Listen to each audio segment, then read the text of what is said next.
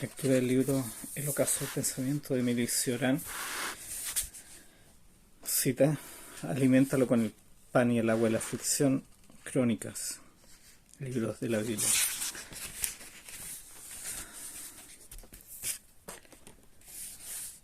El capítulo 1.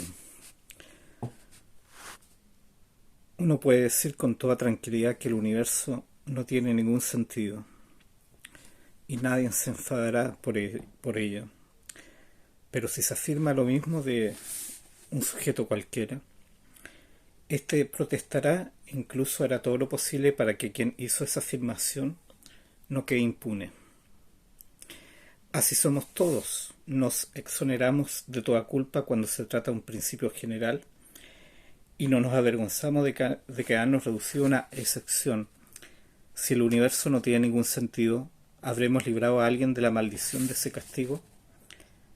Todo el secreto de la vida se reduce a esto, que no tiene ningún sentido, pero todo y cada uno de nosotros le debemos encontrar alguno.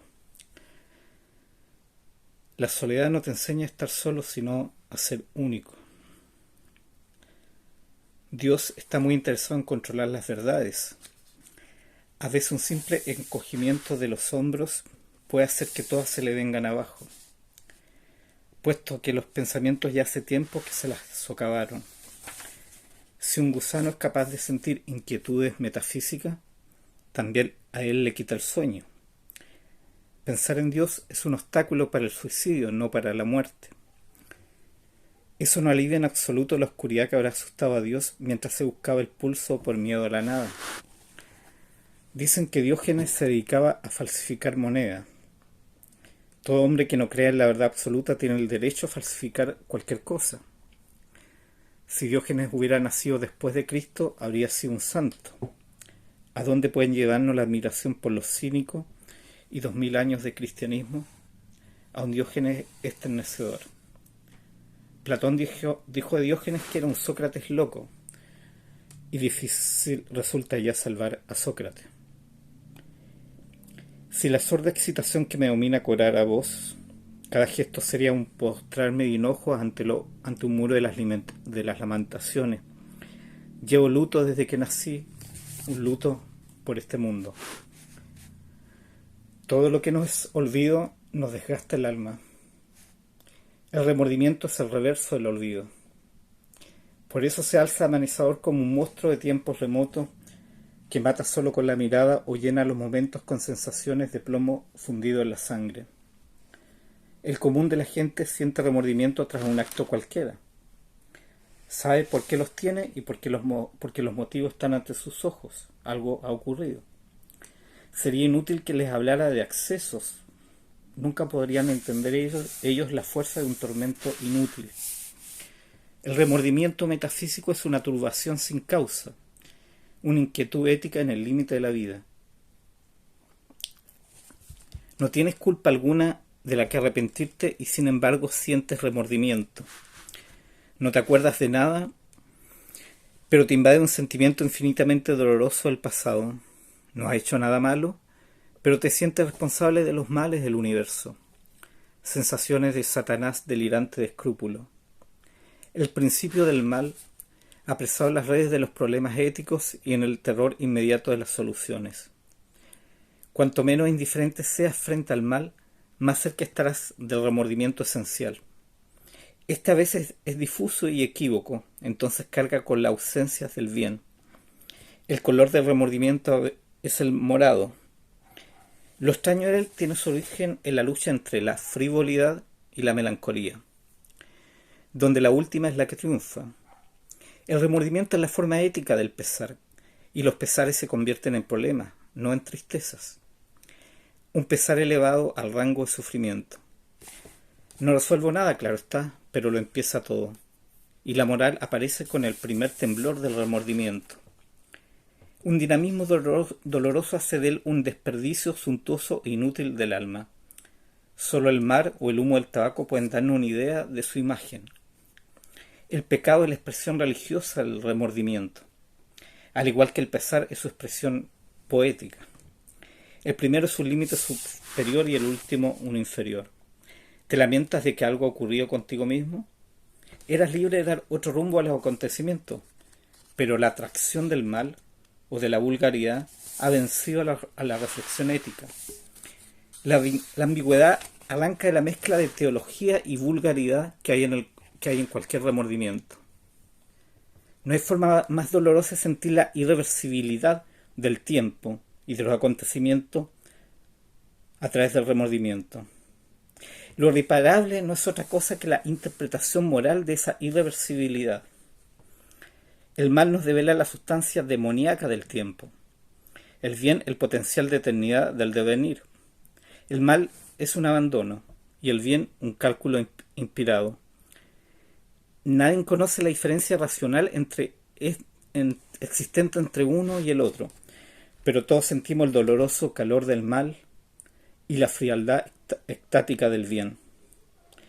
Ese dualismo transpone al mundo de los valores otro dualismo más profundo, el dualismo de la inocencia o del conocimiento.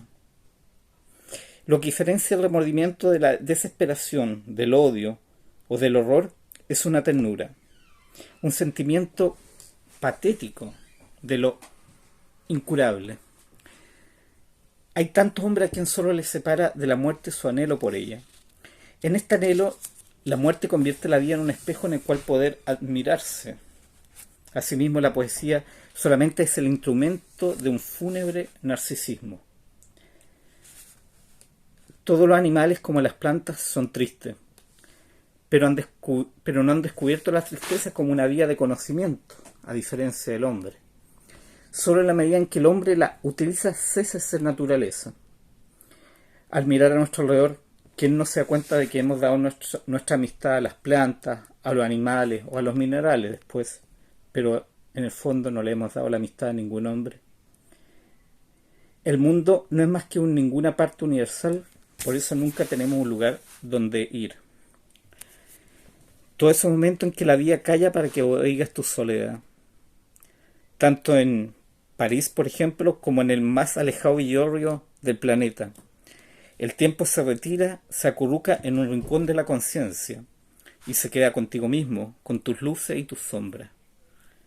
El alma se ha aislado y presa de convulsiones indefinidas sube hasta su superficie, como un cadáver pescado en las profundidades. Entonces te das cuenta de que también existe otro sentido de pérdida del alma, y diferente y distinto del bíblico. Todos los pensamientos se asemejan a los gemidos de una lombriz pisada por los ángeles. No puedes entender lo que significa la meditación si no estás habituado a escuchar el silencio. Su voz incita a la renuncia. Todas las iniciaciones religiosas son inmersiones en su profundidad. Empecé a sospechar del misterio de Buda en cuanto me entró miedo del silencio. La mudez cósmica de todo lo que existe te dice tantas cosas que la cobardía te empuja a los brazos de este mundo. La religión es una revelación atenuada del silencio, una dulcificación de la lección de ese nihilismo, que nos inspira susurros filtrados por nuestro miedo y nuestra prudencia. De esa forma el silencio se sitúa en las antípodas de la vida. Siempre que la palabra extravío acude a mi mente, trae consigo la revelación del hombre. Y también es como si las montañas reposaran sobre mi frente. Suso revela en su autobiografía que con un punzón metálico se grabó el nombre de Jesús a la altura del corazón. La sangre no corrió en vano, pues al poco tiempo descubrió una luz en aquellas letras y las tapó para que nadie las viera. ¿Qué escribiría yo a la altura de mi corazón? Seguramente infelicidad. Después, por el simple... Y la sorpresa de Suso se repetiría varios siglos después por el simple hecho de que el diablo tuviera una luz como emblema. De ese modo el corazón humano se convertiría en el anuncio luminoso de Satanás. Los ángeles veranean los calveros de algunos bosques. En ellos yo sembraría flores de los márgenes de los desiertos para echarme a reposar a la sombra del propio símbolo. Hay que tener el espíritu de un escéptico griego y el corazón de un Job para experimentar los sentimientos en su esencia. Un pecado sin culpa, una tristeza sin motivo, un remordimiento sin causa, un odio sin objeto. Sentimientos puros que equivalen a filosofar sin problema. Ni la vida ni el pensamiento existen ya en este sentido, sin relación con el tiempo, y la existencia se define como una suspensión. Todo lo que sucede en tu interior no puede referirse ya a nada, porque no se dirige a ninguna parte, sino que se agota en la finalidad interna del acto. Se hace tanto más esencial cuanto robas a tu historia el carácter de temporalidad. Las miradas al cielo son intemporales, y la vida en sí misma es menos localizable que la nada. En el anhelo por lo absoluto existe la pureza de lo indeterminado, que tiene que sanarnos de las infecciones temporales y servirnos de prototipo de la suspensión incesante. Porque en el fondo, esto no es sino desparasitar a la conciencia del tiempo, de su propio tiempo. Siempre que pienso en el hombre, la compasión anega mis pensamientos. Y así no puedo, en modo alguno, seguir sus huellas. Una fractura en la naturaleza absoluta nos obliga a tener meditaciones fracturadas. La pasión por la santidad sustituye al alcohol en la misma medida que puede sustituir el alcohol a la música. Al igual que el amor también puede ser otra sustitución de la poesía. Formas distintas o diferentes del olvido, perfectamente sustituibles. Los borrachos, o los santos, o los enamorados, o asimismo los poetas se encuentran inicialmente a la misma distancia del cielo, mejor dicho, de la tierra. Solo las vías difieren. Aunque todas estas vías de dejar de ser hombres, así se explica por qué el placer de la inmanencia los condena de forma similar. La timidez es un desprecio instintivo de la vida. El cinismo es un desprecio racional. Y la ternura, un delicado caso de la lucidez, una degradación del espíritu al rango del corazón. En toda timidez se halla un matiz religioso, el miedo de no ser de nadie, de que Dios no sea nadie y que el mundo su obra. La desconfianza metafísica crea hostilidad en la naturaleza e incomodidad en la sociedad. La falta de atrevimiento entre los hombres, el decantamiento de la fuerza en desprecio, parte de una vitalidad insegura agravada por recelos de lo que es más esencial en el mundo. Un instinto seguro y una fe decidida le dan a uno el derecho a ser insolente, incluso le obligan a ello. La timidez es el modo de encubrir un pesar, o un pesar demasiado inentendible, ya que cualquier atrevimiento no es más que la forma que adopta la falta de un pesar. El no tener ya ilusiones es como haber servido de espejo al tocador íntimo de la vida. No hay en la vida un misterio más conmovedor que el amor a la vida. Él solo pasa por encima de toda evidencia, de toda constatación. Hay que dejar de pertenecer por completo a este mundo para que la vida parezca un absoluto. Esa es la imagen que se tiene, o la perspectiva, cuando se la ve desde el cielo. ¿Dónde aparece la paradoja, muere el sistema y triunfa la vida? Por miedo de ella, la razón salva su honor frente a lo irracional. Lo que la vida es turbio únicamente puede expresarse como maldición o como himno. ¿Quién no puede servirse de ello? Solo tiene una escapatoria a su alcance: la paradoja, sonrisa formal de lo irracional. ¿Qué otra cosa es desde la perspectiva de la lógica sino un juego irresponsable y desde el buen sentido una inmoralidad teórica? ¿Es que no se abrazan en ella todo lo insoluble, todos los desatinos, los conflictos que atormentan la vida desde lo más hondo? Siempre que sus agitadas sombras hablan al oído, a la razón, éste viste sus susurros con la elegancia de la paradoja para enmascarar su origen.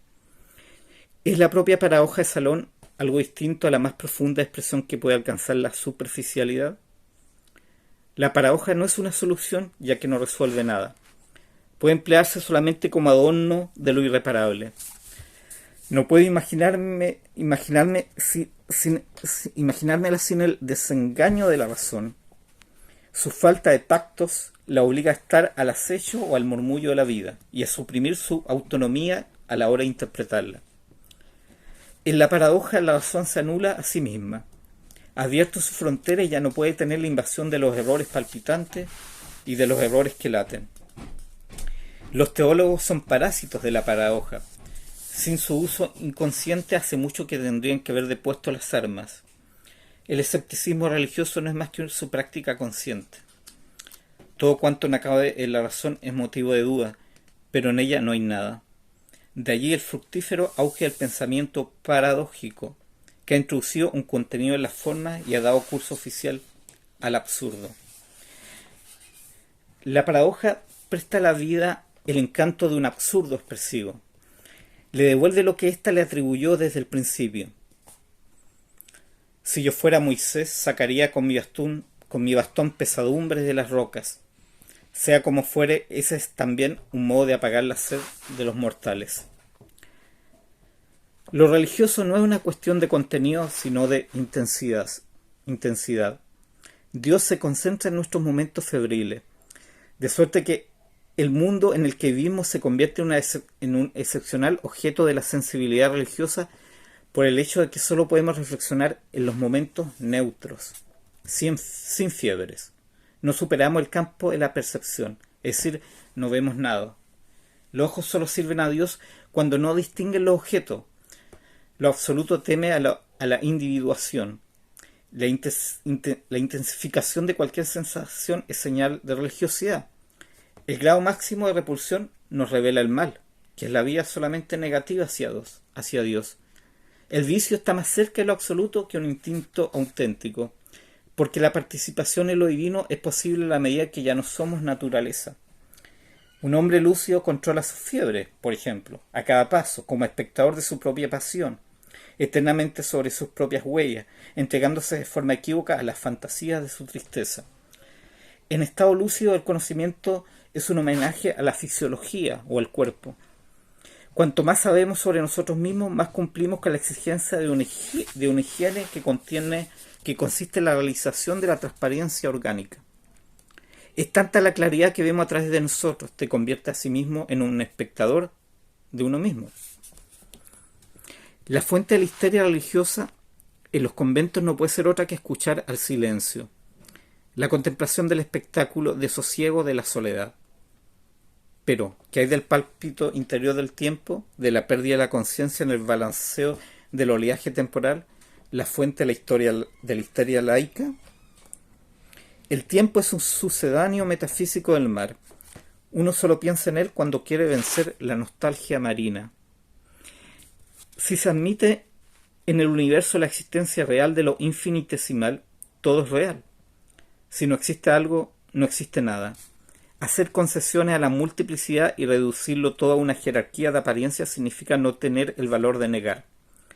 La lejanía teórica de la vida y la debilidad sentimental por ella nos llevan a la vacilante solución de graduar la irrealidad a un pro o contra de la existencia.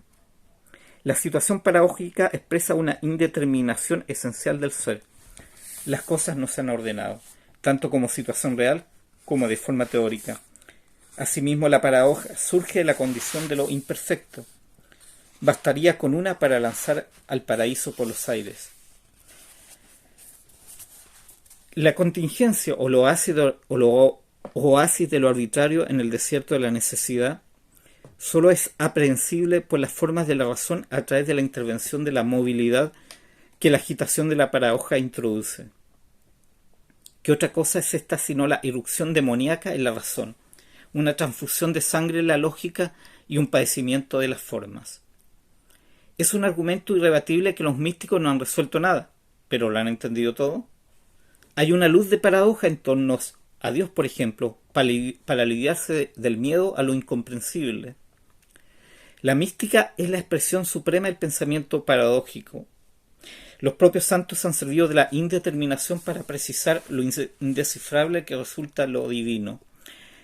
Sensaciones etéreas del tiempo en que el vacío se sonríe a sí mismo. La melancolía, halo vaporoso de la temporalidad. La existencia demoníaca eleva cada uno de los instantes a la dignidad de acontecimiento. La acción o muerte del espíritu emana de un principio satánico. Luchar en la medida en que uno tiene algo que expiar. La actividad política es más que cualquier otra cosa una expiación inconsciente. La sensibilidad frente al tiempo tiene su punto de partida en la incapacidad de vivir el presente. A cada momento percibe el inmisericordiable movimiento del tiempo, que sustituye al dinamismo inmediato de la vida. Ya no vives en el tiempo, sino con él, o paralelo a él. Al ser una misma cosa con la vida, eres en el fondo tiempo. Al vivirlo, mueres junto a él, sin dudas y sin dolor. La salud perfecta tiene lugar en la asimilación temporal, mientras que el estado de enfermedad es una disociación equivalente. Cuanto mejor se percibe el tiempo, tanto más se avanza hacia el desequilibrio orgánico o la enfermedad. De forma natural, el pasado se pierde en la actualidad del presente, se totaliza y se funde con él. La pesadumbre, expresión de la agudeza temporal de la desintegración del presente, aísla el pasado como una actualidad, lo vitaliza por medio de una auténtica óptica regresiva. Porque en la pesadumbre el pasado conserva la virtud de lo posible y lo irreparable convertido en virtualidad. Cuando se es plenamente consciente de la clase de agente destructor que es el tiempo, los sentimientos que se organizan alrededor de esa conciencia intentan salvarlos de alguna forma por todos lados. La profecía es la actualidad del futuro, como la pesadumbre lo es del pasado. Al no poder ser en el presente, transformamos el pasado o el futuro en presencias, de modo que la nulidad actual del tiempo nos facilita el acceso a su infinitud. Estar enfermo en el fondo significa vivir en un presente consciente, en un presente traslúcido en sí mismo, ya que el miedo al pasado o el miedo al futuro o lo que ocurrió o lo que ocurrirá dilata el instante al compás de la inmensidad temporal. Un enfermo que pudiera vivir con ingenuidad no sería un enfermo realmente propiamente dicho, ya que se puede estar, por ejemplo, afectado de cáncer, pero si no se tiene miedo al desenlace, a ese futuro que corre hacia nosotros, no hacia donde nosotros corremos, se está sano. No hay enfermedad en el fondo, sino solo una conciencia de ella acompañada siempre por la hipertrofia de la sensación de lo temporal. No nos sucede a veces que palpamos el tiempo, que se nos escurre entre los dedos con una intensidad tal que lo proyecta dándole un contorno material, y otras veces no lo sentimos correr como una sutil brisa entre nuestros cabellos. ¿Estará cansado? ¿Andará buscando lecho donde reposar? Hay corazones más agotados que él, y que sin embargo no rehusarían acogerlo. El mal, una vez abandonada su indiferencia originaria y esencial, tomó al tiempo como su seudónimo. Los hombres construyeron el paraíso filtrando de una esencia de perdurabilidad de la eternidad. El mismo procedimiento aplicado a la orden temporal nos hace inteligible qué es el sufrimiento, ya que realmente ¿qué es este sino en esencia la esencia del tiempo? Después de la medianoche, medita, por ejemplo, como si ya no formaras parte de la vida, o en el mejor de los casos, como si ya no fueras tú mismo. Conviértete en una simple herramienta del silencio, de la eternidad o del vacío. ¿Te crees triste? Y no sabes que estas cosas respiran a través de ti. Eres víctima de una confabulación de fuerzas oscuras, ya que de un individuo no puede nacer una tristeza que no quepa dentro de él o de su destino. Todo aquello que nos supera tiene su origen fuera de nosotros, ya sea el placer o el sufrimiento. Los místicos atribuyeron a Dios la inefable felicidad que experimentaban durante los estados de éxtasis, porque no podían admitir que la finitud individual fuera capaz de tanta plenitud. Lo mismo ocurre con la tristeza y con todo lo demás. Estás solo, pero con toda la soledad. Cuando todo se mineraliza, la propia nostalgia se convierte en geometría. Las rocas parecen líquidas en comparación con la pétrea vaguedad del alma, y los matices son más escarpados que los montes. Entonces, cuando todo eso sucede, solo te queda temblar y mirar como un perro apaleado y transformar tu cabeza en un viejo y desvencijado reloj, almohada de una frente enloquecida. Siempre que paseo entre la niebla, me descubro mejor a mí mismo. ya que el sol nos enajena, pues al mostrarnos el mundo nos liga a las mentiras de ese mundo y de su luz. Pero la niebla, en el fondo, es el color de la amargura. A los accesos de lástima precede un estado de debilidad general, en el cual te mueves temeroso de caer en todos los objetos, de fundirte con ellos. La lástima es la forma patológica del conocimiento que es intuitivo. Pese a todo, no puede encuadrarse dentro de la categoría de las enfermedades, pues es un desvanecimiento vertical. Caemos en dirección a nuestra propia soledad. Las noches en blanco, que son las únicas negras, hacen de ti un verdadero buzo del tiempo. Bajas y bajas hacia su fondo sin fin. La inmersión musical es indefinida hacia las raíces de la temporalidad.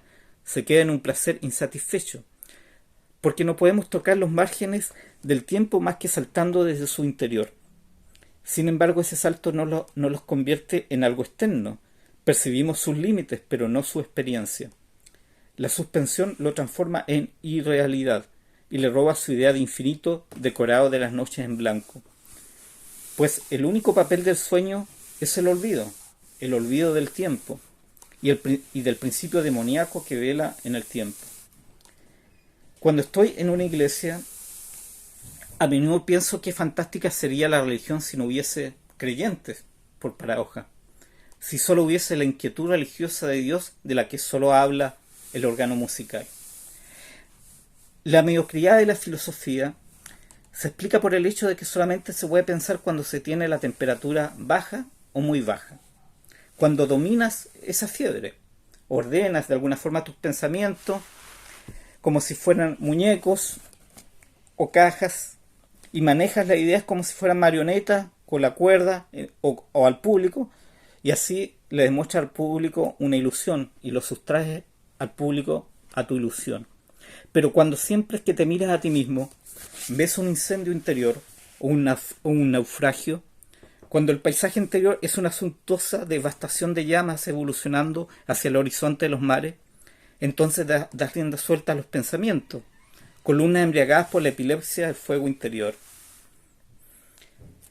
Si supieras que una sola vez estuviste triste a causa de los hombres, te pondrías las armas por vergüenza.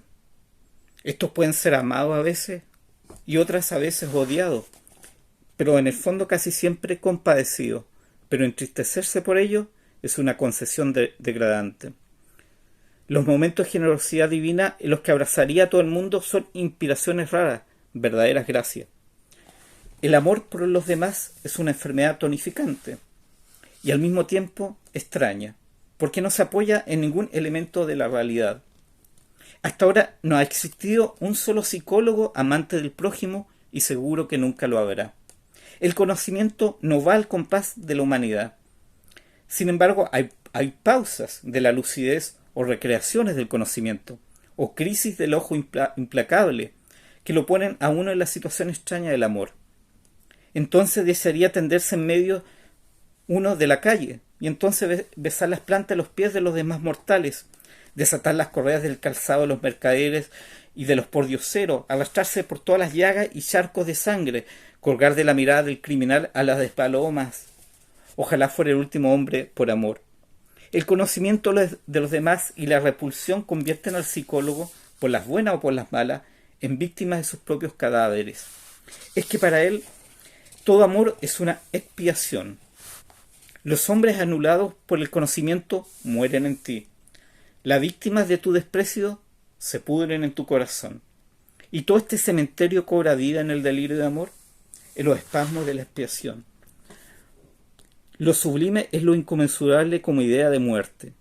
El mar, o el renunciamiento, o las montañas, o el órgano, de forma distinta y sin embargo del mismo modo, son la culminación de un final que, aunque se consume en el tiempo, su destrucción está no obstante lejos de él. Es que lo sublime es una crisis temporal de la eternidad.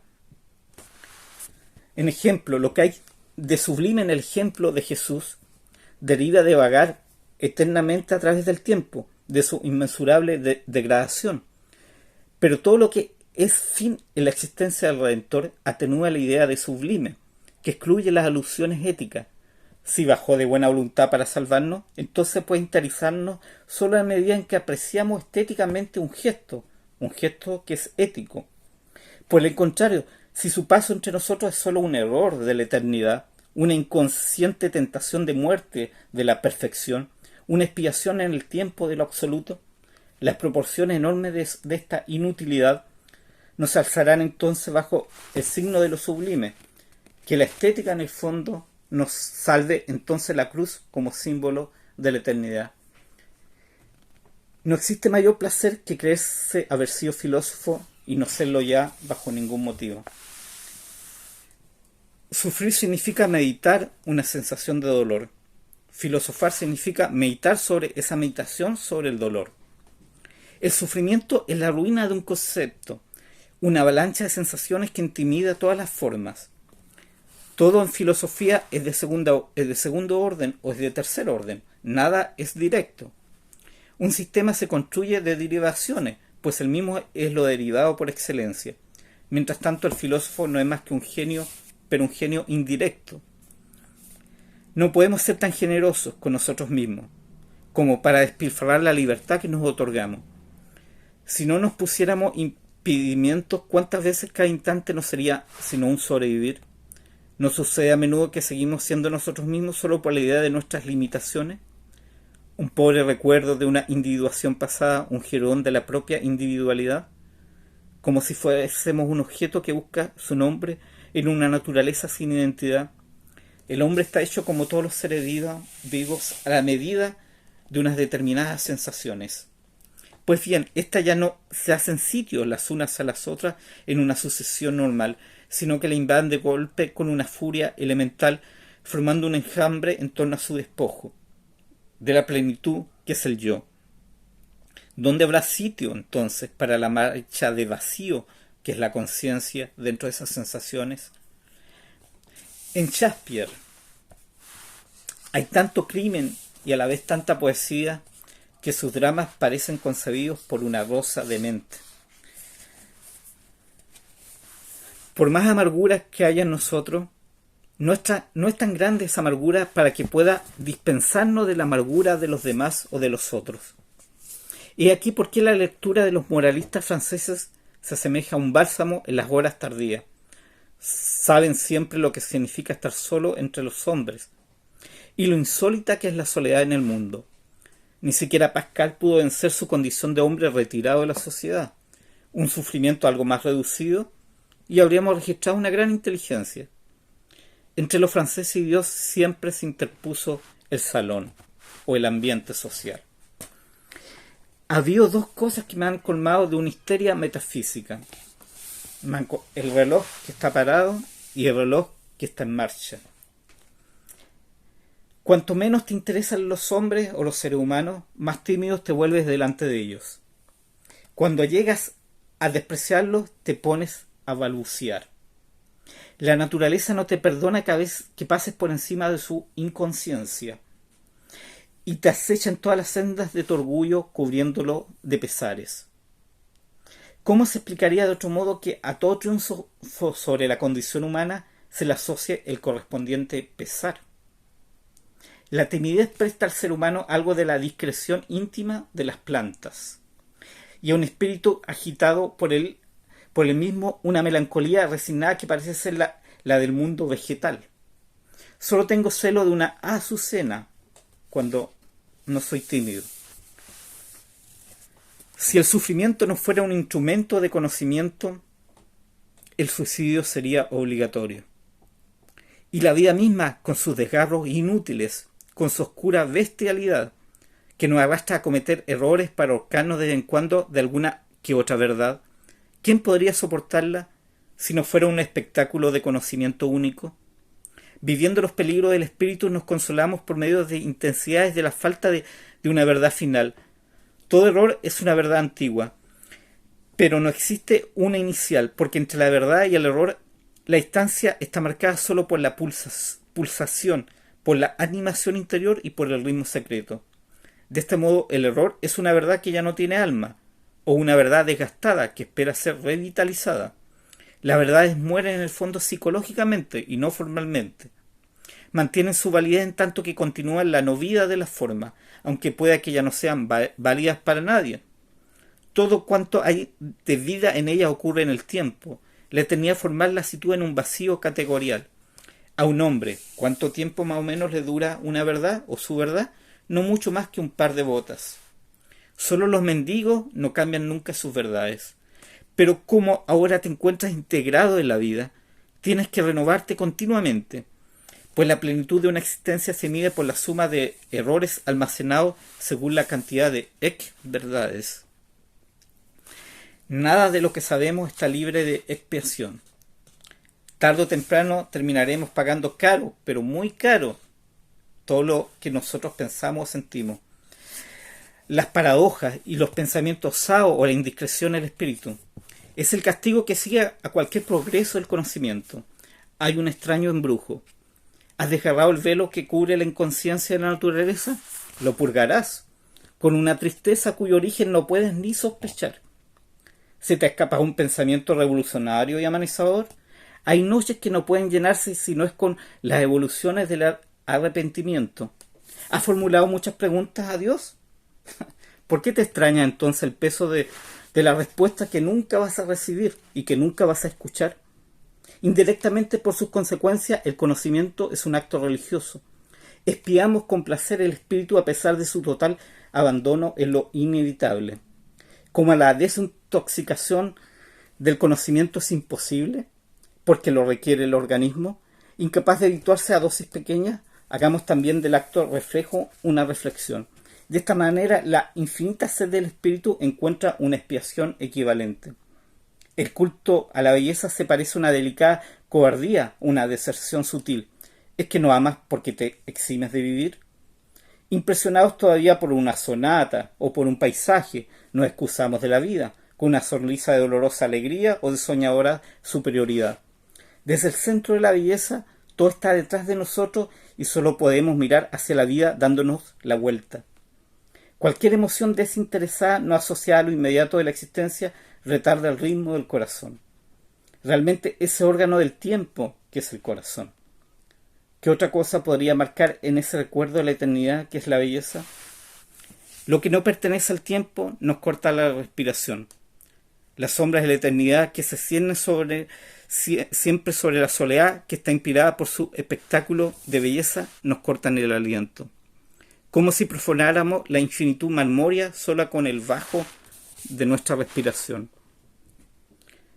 Cuando todo lo que toques se vuelva triste, cuando una mirada furtiva al cielo le transmita el color de la tristeza, cuando no existan ojos secos cerca de mí y me desenvuelva por las grandes avenidas como entre zarzas, cuando el sol sorba las huellas de mis pasos para emborracharme de dolor, entonces tendré el derecho y el orgullo de afirmar que existe la vida. Toda aprobación tendría de su parte el testimonio de lo infinito del sufrimiento y toda alegría el apoyo de las amarguras inevitables. Resulta torpe y vulgar hacer una afirmación que no sea para corroborar la totalidad del mal y la totalidad del dolor y de la tristeza. El optimismo es un aspecto degradante del espíritu, porque no se origina en la fiebre, ni en las alturas, ni en el vértigo. Tampoco una pasión que extraiga su fuerza de las sombras de la vida. En los gargajos mismos, en la basura, en el lodo anónimo de las callejuelas brota un manantial más limpio, infinitamente más fructífero que en el suave y racional hecho de compartir la vida. Tenemos bastantes venas por las que suben las verdades, bastantes venas en las que llueve o nieva o sopla el viento o nace o se ponen los mismos soles. Y no caen en nuestra sangre estrellas para recobrar su destello.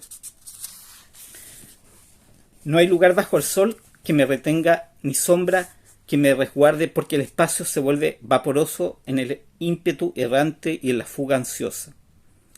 Para quedarte en algún sitio, para encontrar tu lugar en el mundo, tienes que cumplir el milagro de hallarte en algún punto del espacio sin andar encorvado bajo el peso de tus propias amarguras.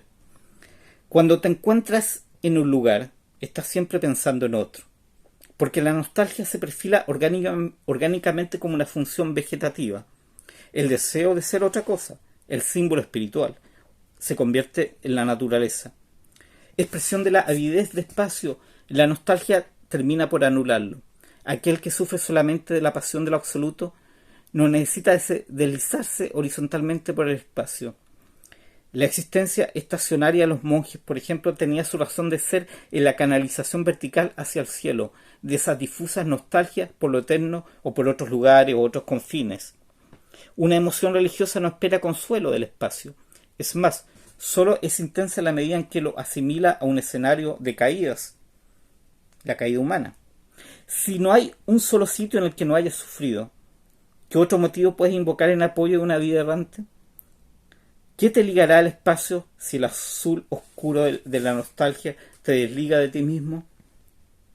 Si el hombre no hubiera sabido introducir un delirio voluptuoso en la soledad, hace mucho que se habría acostumbrado a la oscuridad.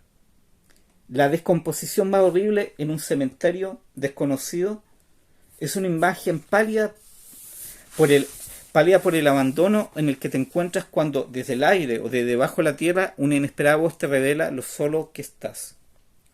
No tener a nadie a quien decirle nunca nada. Solamente objetos, ningún ser. Y la opresión de la soledad tiene su origen justamente en el sentimiento de estar rodeado de cosas inanimadas, en la que no tienes nada que decirle. Ni por extravagancia ni por cinismo deambulaba Diógenes con un candil en plena noche buscando un hombre. Nosotros sabemos muy bien que es por soledad. Cuando no puedes agrupar tus pensamientos y someterte derrotado a su azogue, el mundo y tú con él, se desvanece como el vapor, y da la impresión de estar escuchando la orilla de un mar que ya ha retirado sus aguas, la lectura de las propias memorias escritas en otra vida. ¿Dónde corre tu mente? ¿En qué ninguna parte disuelve su frontera? ¿Se funden glaciares en las venas? ¿En qué estación de la sangre y el espíritu te encuentras? ¿Aún eres tú mismo? ¿No te martillean las sienes de miedo a lo contrario? ¿Eres otro? ¿Puede ser otro? Con los ojos perdidos hacia el otro, en la melancolía inmaculada de los parques. Sobre todas las cosas y en primer lugar sobre la soledad, está obligado a pensar negativa y positivamente a la vez. Capítulo 2.